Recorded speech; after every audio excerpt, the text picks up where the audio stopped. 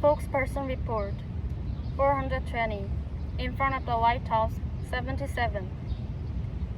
Biden administration must stop all provocation behavior against North Korea and abolish hostile policy.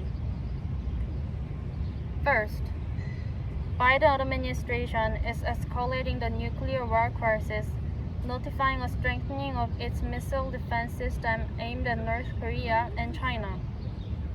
U.S. Department of Defense belligerently asserted, "We will remain fully ready to respond to and effectively deter nation-state threats emanating, prioritizing China as the pacing challenge and North Korea, Iran, and Russia as the advanced and persistent threats." U.S. Secretary of Defense Lloyd Austin made a reckless remark. North Korea, which has an ambition to strike the mainland, is a challenge facing the U.S. The U.S. is focusing on threatening North Korea. Second, Biden administration is perpetrating the provocation action toward North Korea the whole way. They justified independence using nuclear force in Corean Peninsula, pledging extended deterrence on the pretext of the ROK-U.S. Mutual Defense Treaty at the U.S. South Korea summit. They are provoking North Korea, conducting war exercise constantly, such as joint military exercise among the U.S., Japan, Australia, and France from May 11 to 17, joint military drills including the U.S. nuclear aircraft carriers and Japan Maritime Self-Defense Force from May 26 to 29. Besides, they are waging a nuclear war maneuver against North Korea, a maneuver of isolation and choking against North Korea at the same time,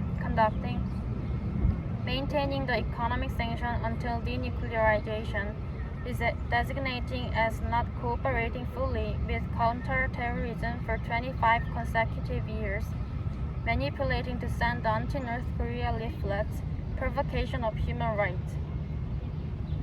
Third, a peaceful resolution of North Korea-U.S. relations is impossible unless the hostile policy toward North Korea is abolished.